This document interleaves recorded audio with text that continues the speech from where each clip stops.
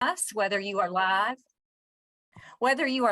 or watching this at a future date, and ask you as we proceed through this session today that you try to challenge yourself to look at things through a different lens. I know a lot of us that are DE&I professionals, facilitators, trainers, and maybe have worked in HR about this before. And I love facilitating this workshop because typically, especially if we can be interactive, I don't know, some of us may be having lunch or things of that nature, but we can usually learn from each other. And so I like to learn in these types of workshops as well. Here's some examples if you feel, open to do so as we go along, and share things in chat if that's enabled so that we can, share loud. Amber will be monitoring that for us. And our objectives are pretty today is that we will be talking about implicit bias and in general terms at different ways that may creep into our work environment, and, maybe think about ways that if we have people in our lives that say, I don't have any, bias, or I do have bias and I'm not interested in expressing that. Some of us may know people in that manner. And like I said, it's going to be a different lens for some of us today because it's not going to be, the heavy hitter type of bias. And hopefully it will help us go back and learn how to interject some of this so that we can do the real work that hopefully impact change to this work, because it is work and it's not the thing like you can look at it once and really make a true impact or difference. It's the kind of work when we're talking about like building muscles and trying a style or new diet. It's going to come out of nowhere at times, and it might be something, and it might be very uncomfortable to address. And if we do want to make difference for our lives or those around us, or maybe those that we work with. So hopefully you'll go along with us and feel free to enjoy the journey and get a little uncomfortable and look through that different lens. I've got my readers on, so mine are a little bit different today, and we'll go along. So I'd like to start out with this, and it is a bit of a cartoon.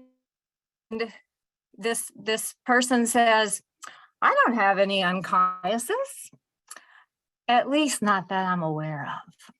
So I know there's out there and some schools of thought that says, how can we do anything about not aware of it?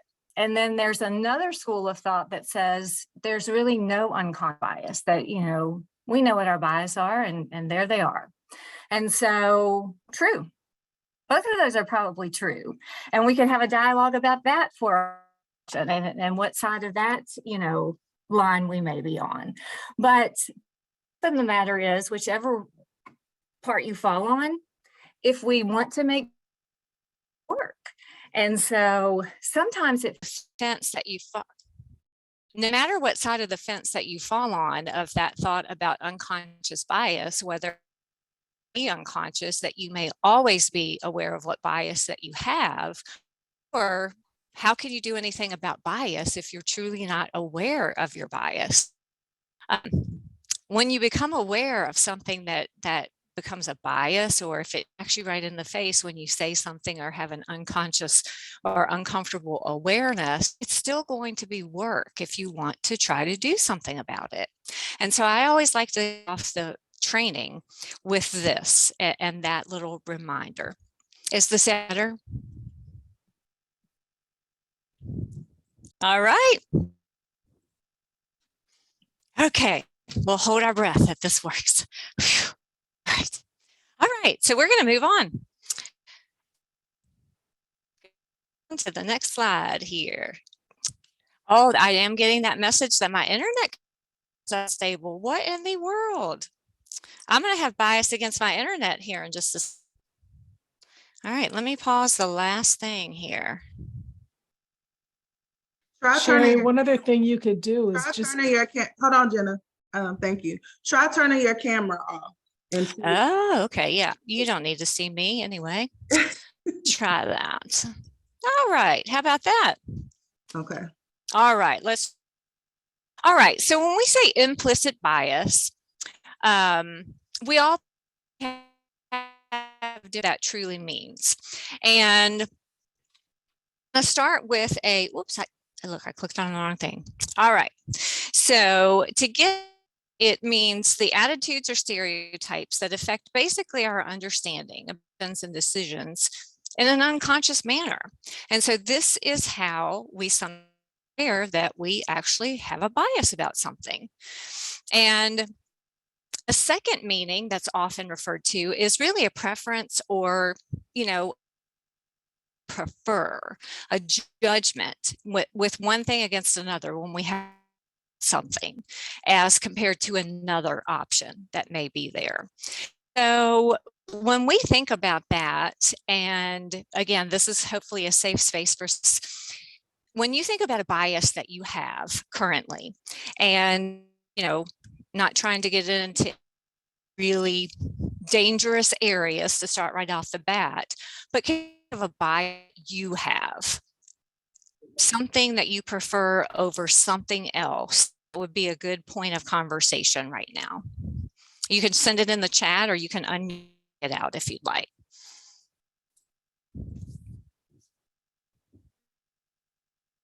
So, right, a sports team. In this house, we are fans because my husband is originally from Pennsylvania. A type of food that you might prefer over another. One point that's really interesting to talk about in classes of beer or wine, warm weather versus cold weather. Be really cold on the East Coast next week, supposedly.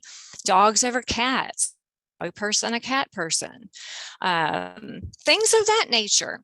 And typically it can be really good conversation starters for some conversation. Getting to know people and have conversations about these preferences that we have. So think about that as we start to dig a little bit into some of these things. And so I'm going to put this up and Amber's going to drop a poll for us. As we miss next slide, I want you to think about this picture that you see here and think about favorite color when you see these that pop up on the screen here.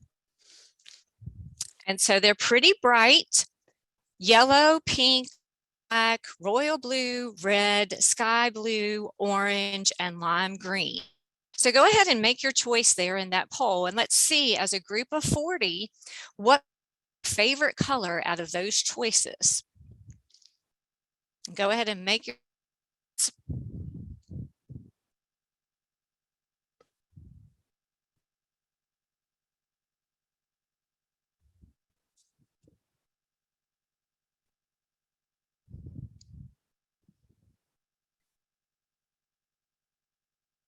and then Amber's going to let us know, and it looks like most people have made their choices, what the most popular color is. We're sitting at 78% right now. So wait Okay. a minute to give everybody opportunity. Look at those nice colors. And I really do have those. And look how nicely they're sorted and piled up there. My kids had so much fun doing that. They couldn't understand why they had to be like that. Eric said, can he vote again? Only one vote. All right, so I'm gonna go ahead and end the poll. Share result. All right. So let's see here. We are tied red today, but pink won out. Look at that. 20 of us think pink is the most popular color, but I'm telling you what, anticipate, but that lime green right there, if you didn't vote lime, I mean, come on now. My internet is unstable again. What the? But if you didn't vote lime, I don't know why, because that's right in the middle. Why didn't anybody vote lime?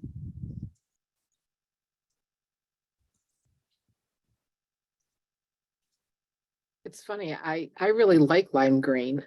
I don't know why I didn't choose lime green, now that I think about it, but I saw purple first, and that was what I chose. But I do love lime green. Look, I'm in green today. Look at that. I see in the background there, it's fuzzed out, but I can see something's green back there. What, everybody else? I always choose blue. Look at that. What about the I'll go rest of? ahead and- oh, Oh, Eric, what you let's see. got? Yes. Hey, I was gonna go ahead and share. So yeah, lime green. It's not the lime green that I like. I think I saw Santiago say that as well. I mean, I like green too, but yeah, that's not the green I like. But also, anytime I see orange and maroon, I'm a hokey. I'm gonna pick that orange. I mean, they pay the Okay. bills, which gives me the green, right? So. Oh, gotcha. So you actually have a reason for picking what you did pick. Yeah. Okay. So how about those that are in the most popular category for this particular group that picked pink? Why? What's your reason?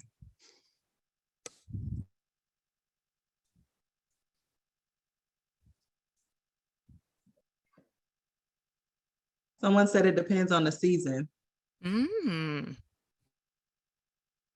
Depends on the season.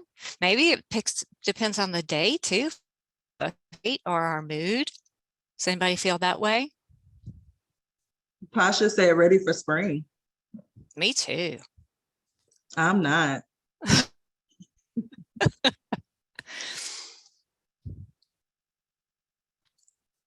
Anything else? Nobody has a real time. I've had somebody tell me that too. Somebody said, orange just makes me feel happy. Every time I see orange, it makes me happy. Sometimes people have a real connection to why they really are set on a color when they see it. I have a strong reaction when I said, if you didn't pick green, you're just wrong. Like, what's wrong with you? Have any thought around that?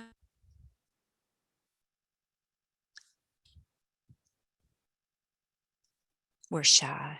Maybe you Yeah, can't no, hear. I'll give you a thought on that. Okay, good. When you said that, I'm somewhat strong personality. So I immediately said, there's nothing wrong with me, something wrong with you for wanting that, obviously. Like, so that's my immediate reaction towards that. So Good. I'll be Yes. authentic and say that's just how I've always been. Somebody was like, well, why didn't you do that? It's like, because I don't want to, but. That's right. Yeah. That's the whole point of like starting with something safe, like, another fun thing that I often do is ask about favorite ice cream, because typically people that like ice cream will have, a favorite. And a good point discussion that I can get people to is, if we were in a room or we had our all camera, this is challenging for me today, especially is, okay, how many chip? And then there's usually one person that goes, ugh. And I'm like, what? And then I'm like, okay, so tell me about why you don't like it. So here that has aversion to the mint chocolate chip when I said that. I just think about ice cream being delicious. So, no, there are ones that I don't like or I don't prefer, but they don't bother me. It's still ice cream. So for lunch today, we're all going to go out and hit the ice cream stand. So Eric, did you say you don't like mint chocolate chip either? That is correct. Oh, Eric, you're my buddy today. So would there be any chance today that we could get you to change your mind that you might start liking mint chocolate chip?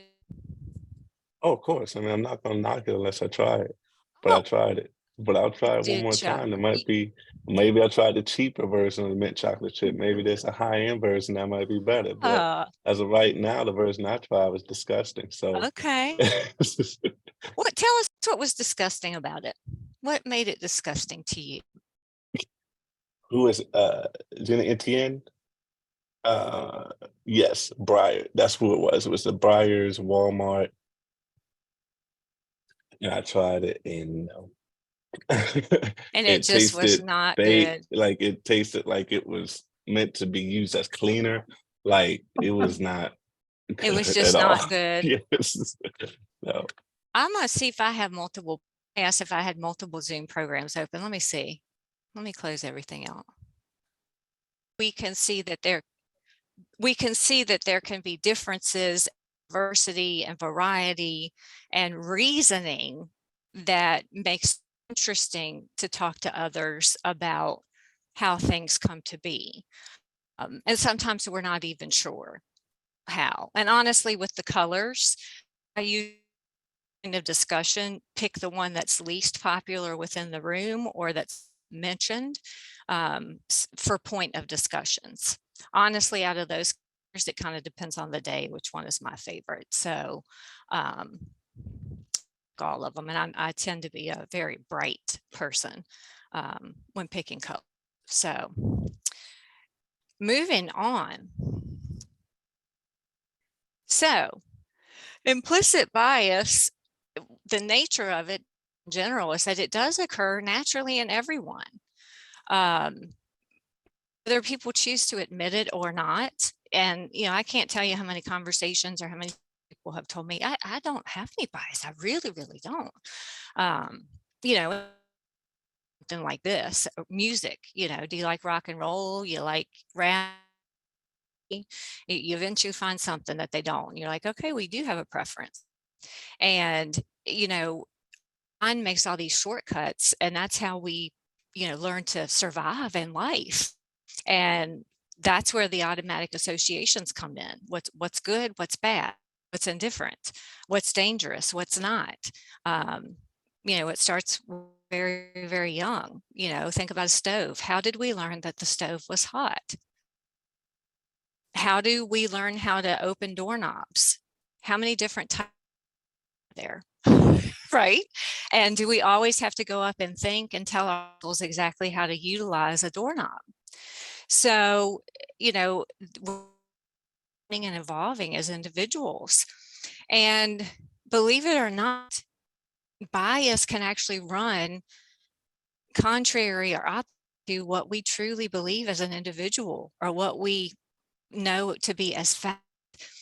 And this is where that part about that work comes in that I talk about, because when we become aware that we've just run smack up against that we have as an individual against the work that we might even do, that's where we dig in and we find out, how did this come to be? We had no idea we were doing this. How long have we been doing this? And then what do we do to go, you know, and correct this behavior that we're not even aware of? And sometimes they're just so far in that we didn't even know. Bias are very hard to recognize sometimes because it's a part of who we are. And we'll look at some examples of how they can be here momentarily. And so again, just if you're not, you know, how this becomes to be, I mean, every second we receive around, or probably more than this, 11 million bits of information. And we can only process around 40 bits. And what does that mean? I mean, think about what you're doing right now. You're breathing, you're blinking your eyes, you're telling your body to sit upright or slouch or cross your legs. Some may have the fidget tendencies like I do at times to like shake my legs or always do something. Your internal organs are working. We're not telling our bodies to do any of this. And you're thinking, you're listening, looking at your phone, thinking about what's for dinner. Oh my goodness, how did we be such advanced individuals? And then we can only process 40 bits of information. It's amazing that any of this can happen. You can Google this. I can certainly send you some reference. The common statistics. This is advanced psychology that's way, way above you know, information or pay grades, but this is just for unconscious and implicit bias, but I'm happy to send it to you through Amber. And it's just amazing. So to give you an example of this, what I ask you to do, and this is a little bit more uncomfortable if we're in common rooms, but hopefully we're all in our individual space. What I'd like to ask you to do is close your eyes. I'll just show you my video real quick. Take one of your arms to your side with your pointer finger out like a T. Close your eyes. And what I'd like for you to do in a super slow motion is take that pointer finger and find your nose. Don't look. I want your eyes closed. Go super, super, super slow motion.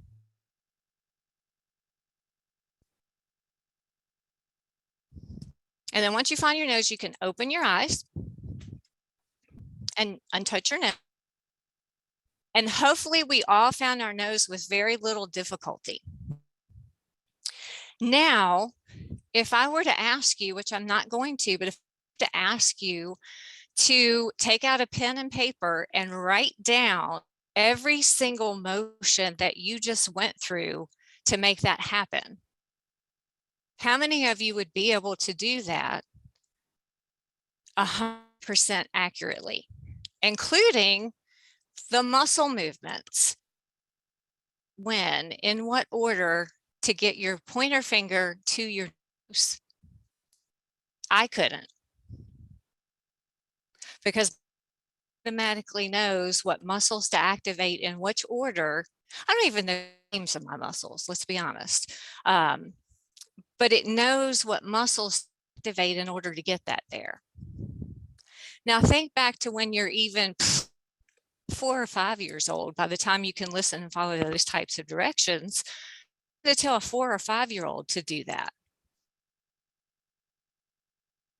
I mean, they would probably be able to, but you know, you might have to, they're going to laugh, and you're going to probably have to tell them a couple of different times, show them, and the listening's not so great. Now going back to my doorknob, because you're probably like, what's she talking about with doorknobs? Think about how many different types of doorknobs there are. There's the push bar type when you go to a restaurant. There's the left and the handle down and you push to go out. There's a screw doorknob, fingers, and you twist to the left, you twist to the right, and you push it. Sometimes with doors to get them open. How often do you have to walk through it, stop and look at it, process what you need to do before you attempt the doorknob? Not very often is my guess. Now, sometimes you might push instead of pull. You can't always tell whether it's a push or pull, but generally walk through life and go through the doorknobs and well, we don't go through the doorknobs, but we operate the doorknobs and go through the doors with little difficulty. Take back to a 4-year-old, a 3-year-old that's learning how to operate their bodies and doorknobs. They have a little bit more difficulty. So we have a filing cabinet in our mind that kind of, through trial and error, watching others, and just knowledge in general, knows how to do these things, files it away, and we don't have to stop and think. This is how we survive and get through life. This is also how bias occurs. So if we were to allow ourselves not to question things and just stick in old ways, I'm going to share something about myself. We would just kind of stay on autopilot, because almost all of the decisions we make are made with the unconscious mind, because we learn how to do them. We don't often have to think about them. One of the scariest things I can think of in this is, how many of you have ever driven home and ended up in your driveway and you don't turn and press of that gas pedal that you did there? Yeah, so that's pretty scary, because there's a lot of us that drive around like that. But this, and then this, oh, I skipped a slide. I got out of order a little bit. Then that phone and that phone. So those 3 phones right there, I can remember growing up and then being in school and the teacher saying, I don't remember exactly what teacher it was, but a teacher saying, there's going to be a day when, you know, you're going to have one phone and, you know, that's all you're going to have. And then you're going to have one device that is going to do everything, you know, your TV, your, you know, fax, your, and I, Sherry Bender, remember thinking to myself, you know what, if I'm not at home, people don't need to, I don't need to talk on the phone. Because my best friend and I in 5th and 6th grade used to play Uno, a phone that looked very much like this. I don't know how we did it. I'm sure we cheated, but we thought we were doing it. And we stayed on the phones for hours. Now, well, and then, you know, the phones progressed to, this was a bag, for those of you that are young, the bag phone that was in the car. I never had one, but, you know, I probably knew one out of everybody in my whole town that had one of these growing up. And boy, they were something, because that was a car. You would take it and put it in your car. And then eventually they were attached in your car. And then of the cordless to the cell phone. And now here we are. Can't live without it. So what in the world would we had the mindset of their bias of phones staying way back in that rotary dial? As a people, as a society, in technology, in the world, in the global economy. If everybody had the mindset of the 10, 11-year-old Sherry, if people want to talk to me, they can just call me at home. If I don't answer, I mean, I don't even think we had an answering back then. I don't know. You know, I'll talk to them when I get home. That would be terrible. So what if the outlook on everything like that? Can you imagine? What if we never talked to people to find out what their favorite color was? To find out what their favorite kind of ice cream was and why they liked it? Or like Eric that said, well, you know, I don't really like mint chocolate chip, but maybe I just didn't have a good kind. I'd be willing to try it again. You know, I didn't really have a good experience with fill in the blank.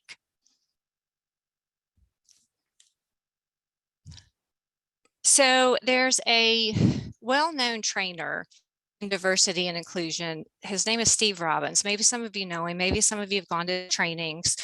And I'm not going to show the video just in the interest of time. It's very interesting. And this is a clip from YouTube of a bigger training that he does. And he sells any kickbacks or anything, but I just love this principle.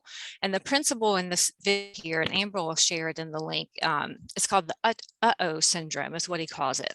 And basically what this means is, and I keep saying when your boss may smack you in the face. And so kind of what this is, but he calls it the uh-oh. And the example that he shares in one of his training is, you know, before COVID, and this was way before COVID, but he flew something like 2,000 miles a year to do trainings and speakings. And he said he grew up in California and, you know, called everybody dudes. And that's just what they did. And he said his habit was whenever he would step onto a plane deck, he would look to the left to look to, you know, see who the pilots are. And, never anything about it because obviously flying that much, he always had good success with his flights. And one day, stepped onto the plane and looked to the left, and wasn't two dudes, it was two ladies.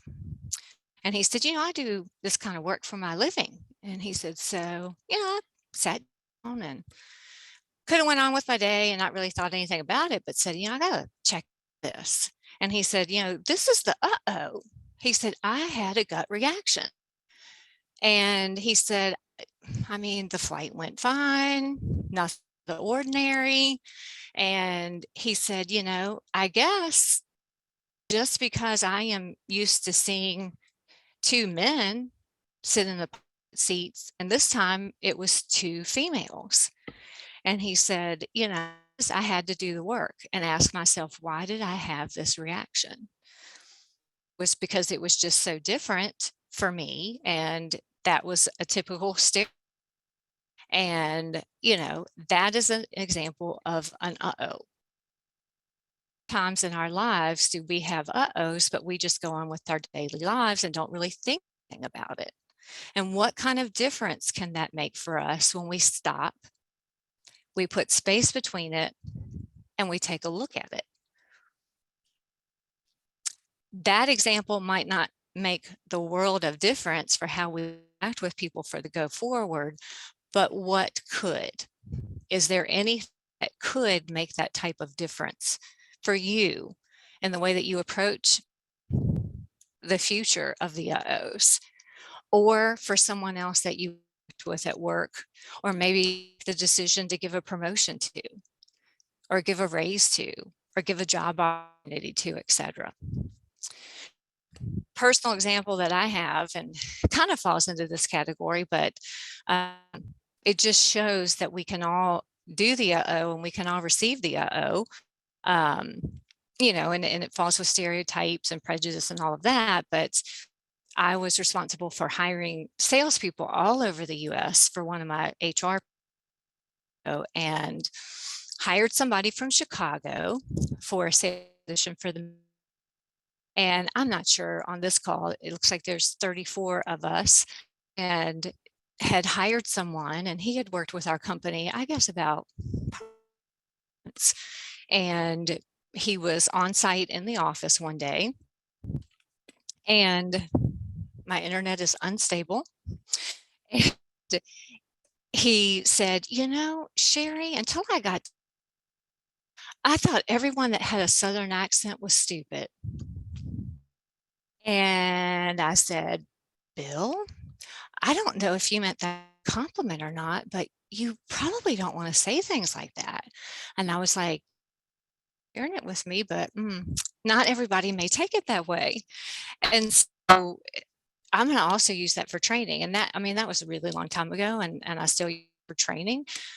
So the bottom line of that story is that I don't know if I changed for the long haul with that, but it was really an eye-opener for me that, he probably thought I was stupid when I was interviewing him for the job, but at least he got the job. And so, I had never thought anything about my accent until that time. And ever since then, now every time I hear something like this, I'm like, you know what? At any time we are making that impression, and those things can be formed with people. And so we never know what difference those kind of conversations can have for people. And so just thinking about personally, and there's a time that you may have had an uh-oh with someone that could make a difference either for them or for your awareness, no matter how big or how small. And, are you willing to share that with the group so that we can have an awareness of either how small or how large that may be? Anyone? I can share. Sure. I think going through college is one of those things that I already know. I know now that college is an elitist institution meant to separate people from the haves and the have-nots, or the know and the know-nots. And I thought going to college and getting a degree made me smarter than other people. And I think a lot of us hold that, or have held that. Something that we used to think, oh, well, they're not educated. So it kind of gave a full judgment call on not having this formal college education. I've since moved away from that, but it was definitely something I held, especially while I was in college and and soon right after I graduated. Thank you. Yes.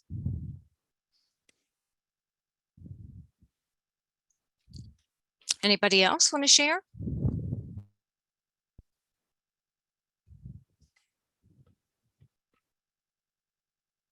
Going once. Going twice. And closed. I know sometimes people have shared this point, like comments about people that they've known or that they thought certain ways about that had tattoos, you know, and once they got to know people or once they personally got a tattoo, the way that they upon that, had someone share about the way that they thought of bikers, the way that they looked about people that wore head dressings in the workplace, and once they got to know the person. And then, you know, I'm sure, you know, people have heard things about race, things of that nature. So it really just depends. I have a supervisor, one of the contract roles that I do diversity training for. It's a global institution, and the supervisor is female. And she was telling me that one time she was interviewing a male trainer, and he asked what the makeup of the other trainers were. And she said she had never had that question. And about it, she realized that she had a tendency to hire most female trainers. And once she really thought about it, not really an uh-oh, but she said it was an awareness for her that she thought that she has a preference, that she thinks females are better at bringing this particular content, that he was, didn't tell him all this, but this is her and her reflection and her talking about particular kind of bias. And so she said, I had never thought about it until some, and she said, so I realized I had an against it. And so I have purposely worked to be more aware of that with my recruiting. And so I thought that was very interesting. You know, so it's, no one is immune to learning about things that are so far ingrained that you just do with your routine. Your comments or questions? All right. So some of these, I'm sure, or most of these we've probably heard of, but up in the context of how we can put space between them in the workplace, so that if we are ever aware that they may be occurring, we might be able to break or do the work to break the bias. So affinity bias, and maybe you have some recommendations for some of these as well, but the affinity bias is when we tend to hire people, work with people that have commonality, maybe went to the same school, live in the same area, talk the same, those types of things. You know, and with that, you could really get a lot of people that look the same, act the same, not really a lot of differences of thought or opinion and those types of things. And I'll open this up to the group. What would be some way that you could break the bias if this is a tendency or a routine? Any recommendations? One thing is to make the awareness of it, and purposely, you know, ask thought-provoking questions, or, you know, find the differences if you're interviewing candidates or looking for board members, you know, to make sure that you're calling out the differences. Anything else that you can think of? I was going to add something in what I try to do, but a lot of times that affinity bias takes over and it's too late. But during hiring process, when I'm on hiring committees, what I try to do is, if this person wasn't a Hokie, because the Hokie family is big. So when we see that on the resume, it's hard not to have that, you know, affinity bias. But if they didn't have it there, then would they meet the requirements of what we're looking for, the minimum requirements or anything like that? And so I try to, you know, remove that and then look at the resume without it being, you know, saying this person graduated from Virginia Tech. But again, a lot of times once you see that, if I see that they're from Virginia Tech, or if I see that they're from an area that I'm from, the 757 Hampton Roads, there's a little bit of that, a lot of bit of that affinity bias. And I'm just telling you right now, it's hard to push that aside. It really is. Yeah. But Yep. I try that. And that's, I mean, that's one of the biggest things is just, recognizing that that is there, and then, trying to move beyond that, but, still looking at the qualifications, or maybe having a second person or a sounding board for that. Next is the confirmation bias. And this is where, that self-fulfilling prophecy, or, if you're a recruiter, you want to make sure that your candidate is the one that gets the upper hand or gets hired. You looking for something to come true with that. And, this is again where you can have a panel. You can make sure that you're asking people the same questions. You're having more than one person involved in a process. If you are working in a work group, or you're trying to get employee opinions, maybe you're asking people things separately.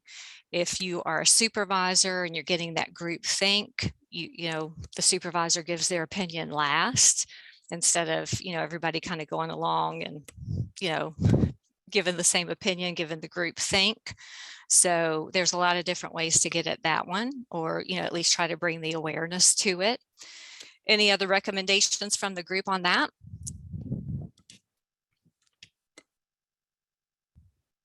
Okay. Attribution bias. This is the one where, you try to find things that are in common with somebody, and, you try to really talk those things up, and, get that to go further than what it normally would with somebody.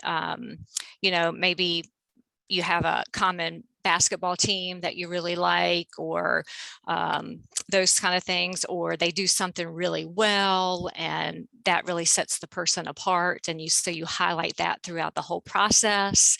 And with that, you want to try to make sure that you're giving balanced feedback, or getting more people, if you're not sure, getting somebody else that maybe even from a different department to get their take on something, so that you get more players, but you get more feedback from different areas, and your opinion is not weighing more heavily into that process. So it's kind of like getting, a sounding board more involved in those kind of things. How about you all? What do you do for that attribution bias?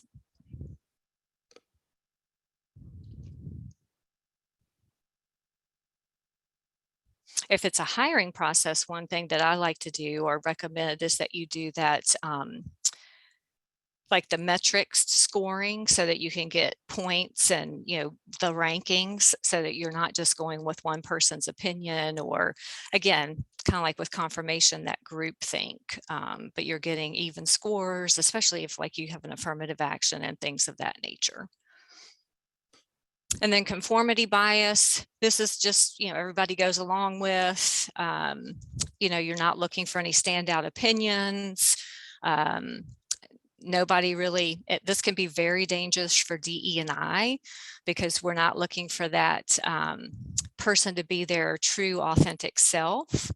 For our work, we really want to make sure that the workplace culture recognizes each individual. And if the culture is trying to get people to conform to one norm, this is not the route that we want to go for this. And so, encouraging people to speak up, encouraging people to recognize their diversity, trying to recruit from different areas, having different people recognized on your interviewing panel.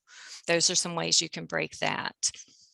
Halo and horns, I think that one's pretty self-explanatory. That's either when somebody has one great personality trait, or does something really, really well, comes from a really, really well-known school, and that kind of takes over, all the good work that they do, or maybe all the bad work that they do, over everything else. Same thing for the horns.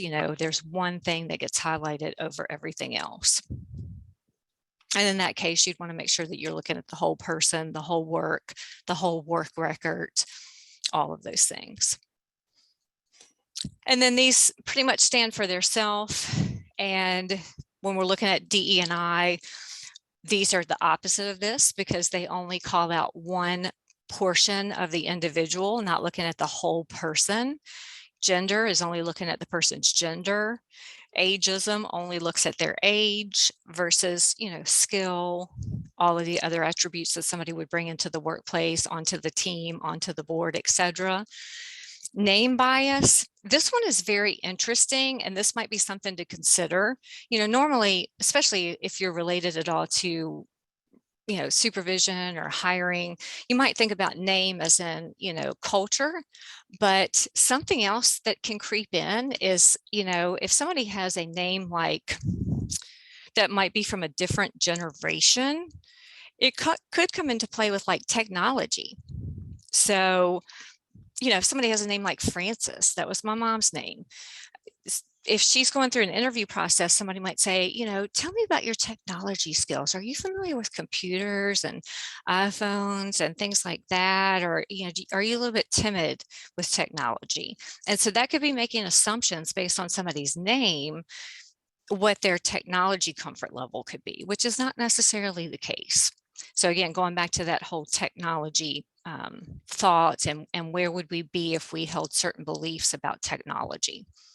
And then the nonverbal bias is another interesting one, because this can also cross over into culture, because if people are not in tune with cultural norms, they could make assumptions about an individual. For example, the handshake or no handshake, or eye contact or no eye contact, and what that means versus certain cultures.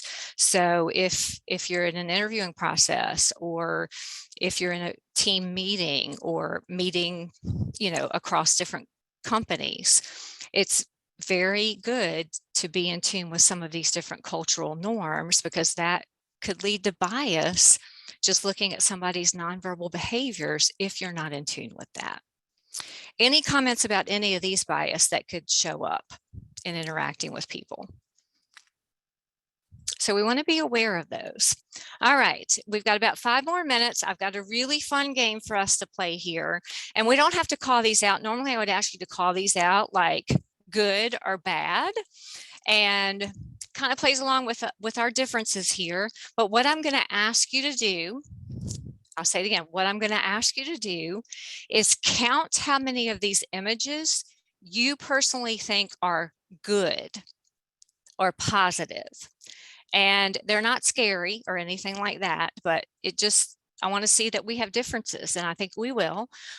Don't worry about how many of them you think are not interesting or not good. So only count the good. All right, here we go. And I'm going to go through them fast so you don't have time to think or change your mind. So here we go.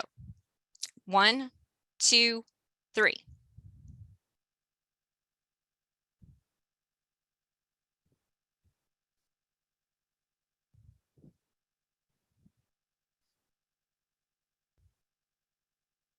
Okay. So how many goods did you get? You can drop it in the chat, or you can unmute and yell it out.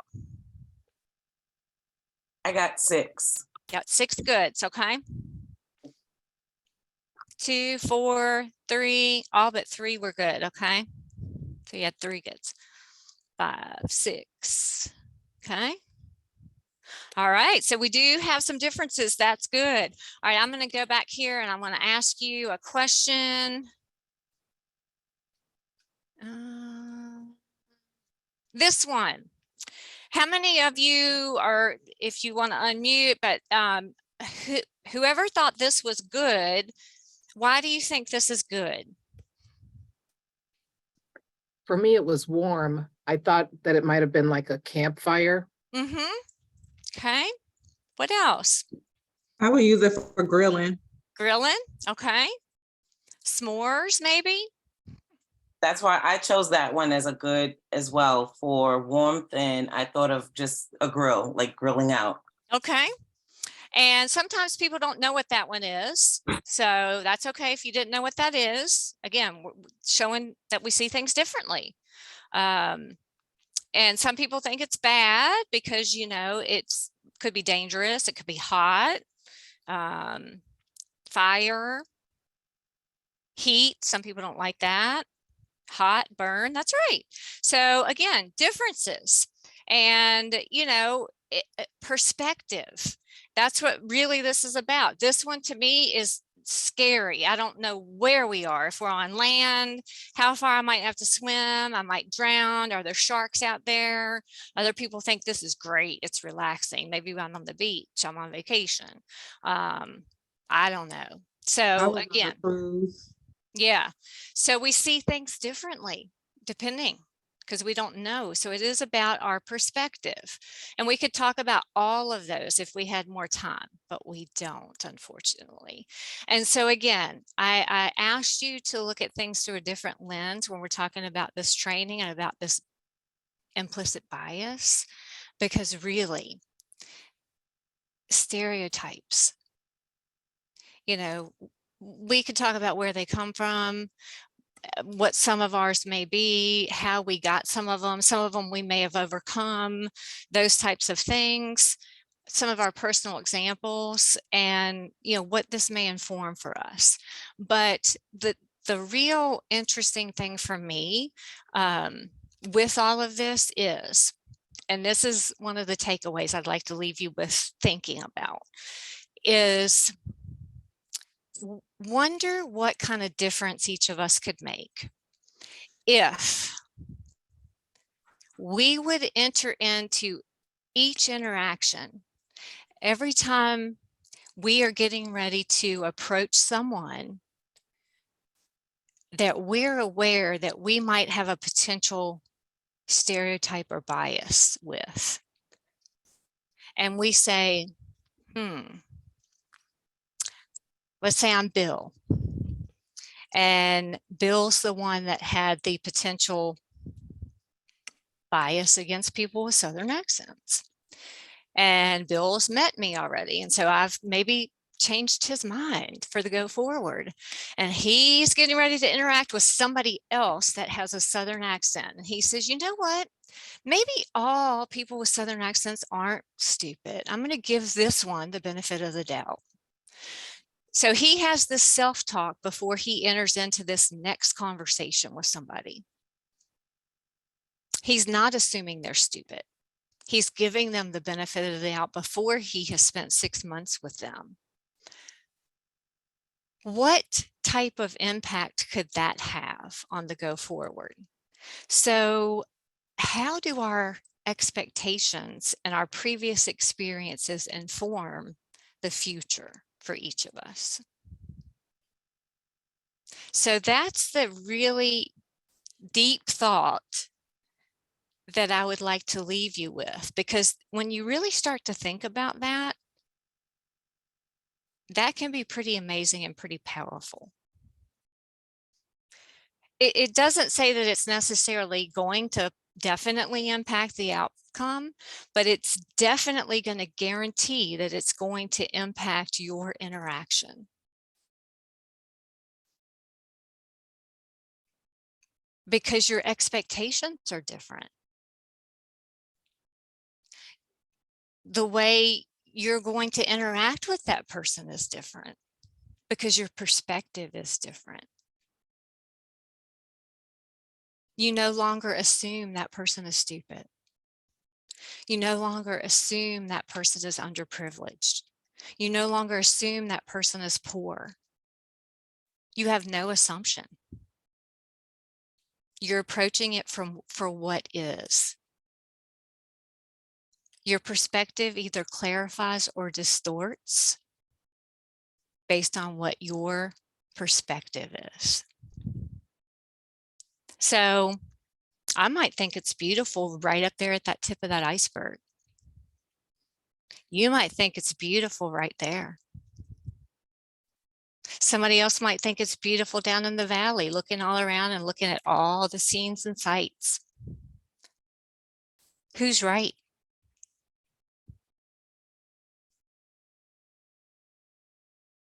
All of us are right. I can't believe we all didn't unmute and shout that to the world.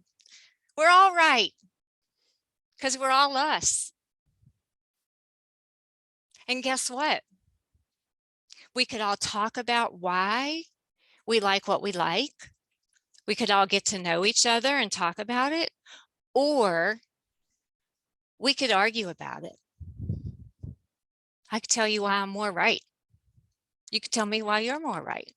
but it's going to be a much more beautiful place if we get to know each other and we enjoy the view from where we are. So I hope you at least took away something to think about and something to work on, and will enjoy the rest of your Wednesday. Thank you for spending your hour with me. And if you have any questions, you can certainly reach out to me on LinkedIn. You can find me there, Sherry Bender, SHERI. And you can also reach out to Amber to find out to get in touch with me, or Pulse HR Solutions. Thank you so much. Have a wonderful rest of your day.